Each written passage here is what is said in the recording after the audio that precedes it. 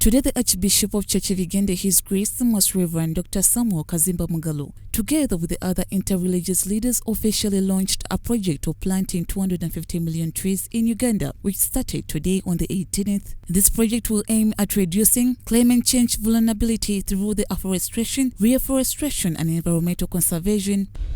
A round of applause, ladies and gentlemen.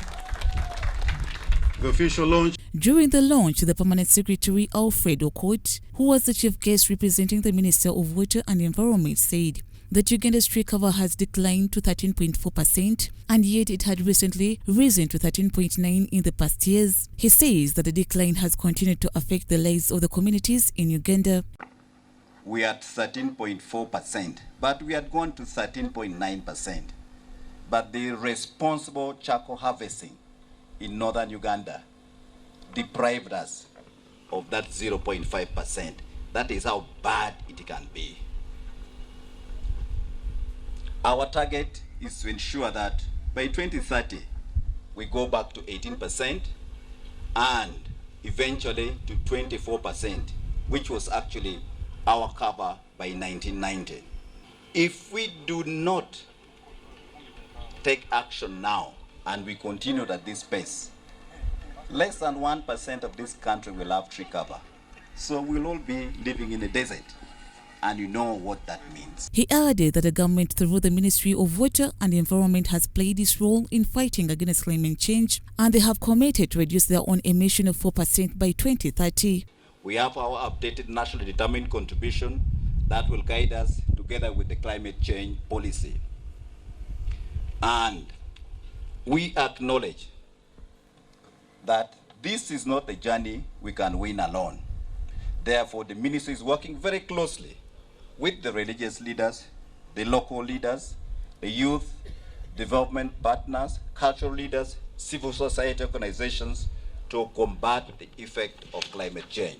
Archbishop Church of Uganda, His Grace the Most Reverend Dr. Samuel Kazimba Mugalu, noted that the Interreligious Council has made efforts to seek partnership with the government ministries and agencies to increase their role in the climate action. Organizations and religious leaders have an important presence at the UN Framework Convention on Climate Change Conference of Parties, demonstrating that religious and spiritual communities are essential to the fight against climate change and to achieving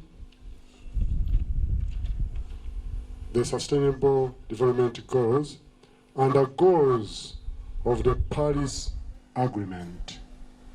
He added that to implement the project, they need to engage other religious institutions and their communities. Specifically, the nursery development and the tree growing activities will be operated under the MOU signed between RCU and the Ministry of Water and Environment.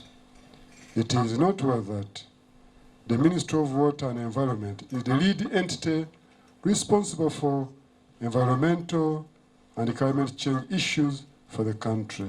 Paul Mukalazi from the Agro Foundation, which deals with the funding climate change activities, and also contributed 75 million shillings to the Interreligious Council towards the planting of 250 trees, noted that the project is to generate climate finance as a source of funding to end poverty. By bringing the compliance and introducing the processes to IRCU, we will not just be funding the reforestation 100%, we'll be generating long-term income that will be paid for decades directly into the grassroots communities that are planting with us.